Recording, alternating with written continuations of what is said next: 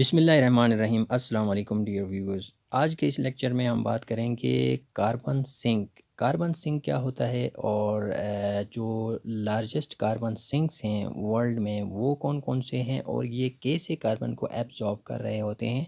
और then last में हम बात करेंगे इन कार्बन सिंक्स को हम कैसे प्रोटेक्ट कर सकते हैं। ये एक इम्पॉर्टेंट टर्म है जब हम क्लाइमेट चेंज की बात करते हैं, तो उसमें यूजुअली हम यूज़ कर रहे होते हैं कार्बन सिंक्स को, स्पेशली जो ग्रीन हाउस गैसेस होते हैं और स्पेशली कार्बन, ये इनको एब्जॉर्ब कर रहे होते हैं। तो हम बात करते हैं कार्बन सिंक।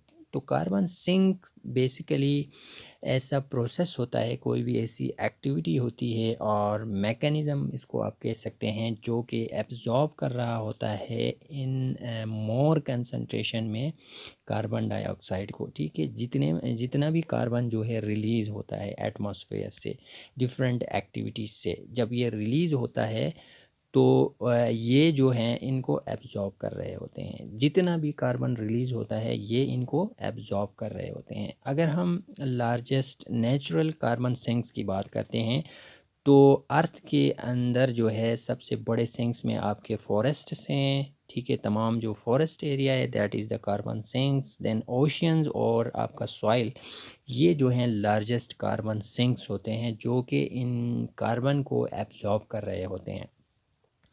ओशियंस जो हैं एब्जॉर्ब कर रहे होते हैं। ये प्रोसेस हम उसकी बात करेंगे कि कैसे एब्जॉर्ब कर रहे हैं। ओशियन जो हैं कार्बन को या कार्बन डाइऑक्साइड को एब्जॉर्ब कर रहे होते हैं एटमॉस्फेयर से, अपना जो मेरीन इकोसिस्टम होता है उसके थ्रू। ठीक है, उसके साथ फिर ये क्या करते हैं, जितने भी प्लांट्स और एनिमल लाइफ हैं दे वो जो है इसको हार्बर कर रहे होते हैं। ठीक है, जो स्क्वेस्टरिंग है यानी कि कार्बन को एब्जॉर्ब करने की जो सलाहियत है इस मेरीन इकोसिस्टम में, इसको बेसिकली ब्लू कार्बन कहा जाता है। ठीक है, जो प्रोसेस होता है स्क्वेस्टरिंग का या एब्जॉर्ब करने का, मेरीन लाइफ जो एब्जॉर्ब करती है उसको ब्लू कार्बन कहा जाता है। अब फॉरेस्ट्स और जितने भी फॉरेस्ट एरिया है या फॉरेस्ट हैं और जो सॉइल है वो कैसे एब्जॉर्ब करते हैं, दूसरे इम्पोर्टेंट कार्बन सिंक्स हैं नेचुरल, जिसमें स्पेशली जो प्लांट है वो क्या करते हैं, स्टोर कर रहे होते हैं कार्बन को। जो दरख्त और दूसरे वेजिटेशंस होते हैं या जो वेटलैंड्स होते हैं और जो पीट बॉक्स होते हैं या प्लांट लीटर होता है, वहाँ पे ये कार्बन को एब्जॉर्ब कर रहे होते हैं। ठीक है, जो फॉरेस्ट और सॉइल के नेचुरल सिंक्स हैं वो इस तरह एब्जॉर्ब कर रहे होते हैं। अब ये कैसे रिलीज़ होता है कार्बन आपके एटमॉस्फेयर में, तो स्पेशली जो ह्यूमन एक्टिविटीज़ हैं लाइक आप फॉसल फ्यूल्स को बर्न कर रहे होते हैं, आप साथ साथ डिफॉरेस्टेशन करते हैं। ठीक है, ये जो हैं बेसिकली मेन काजेज़ हैं कार्बन को रिलीज़ करने के एटमॉस्फेयर में।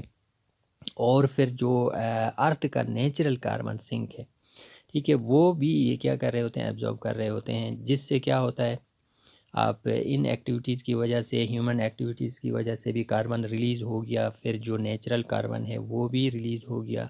तो देन क्या होता है, ये आपका ग्लोबल वार्मिंग को काज करते हैं। अल्टीमेटली फिर आपका कंट्रीब्यूट होता है क्लाइमेट चेंज के लिए। फिर साथ साथ जो दूसरे ह्यूमन एक्टिविटीज़ हैं और जो क्लाइमेट चेंज है उसकी वजह से क्या होता है, आपका जो नेचुरल कार्बन सिंक्स हैं वो डिग्रेड हो रहे होते हैं। ऑलरेडी जो कार्बन है नेचुरल, उसके साथ साथ फिर ह्यूमन एक्टिविटीज़ की वजह से भी अगर आप कार्बन रिलीज़ करें, तो ये जो नेचुरल कार्बन सिंक्स हैं ये इनकी डिग्रेडेशन होती हैं, ये डिस्टर्ब होते हैं नेचुरल जो सिस्टम है। जिससे आपका थ्रेट होता है किसके लिए, ये अलार्मिंग है किसके लिए, अगर ज़्यादा फॉर्म में कार्बन रिलीज़ होगा तो फिर ये क्या करेंगे, ये जो नेचुरल सिंक्स हैं वो इसको स्टोर बैक करेंगे, वापस रिलीज़ करेंगे एटमॉस्फेयर में जितने भी कार्बन है।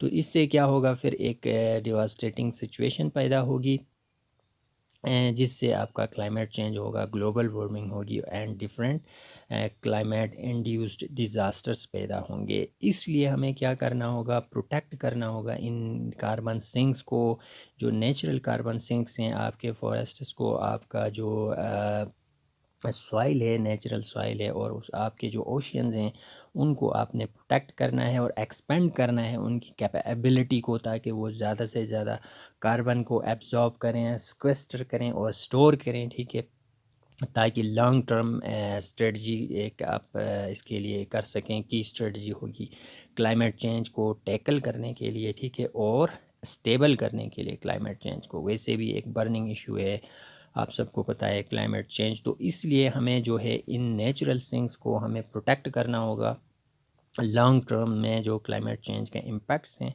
और क्लाइमेट इंड्यूस्ड डिज़ास्टर हैं उनको मिनिमाइज़ करने के लिए। This is all about today's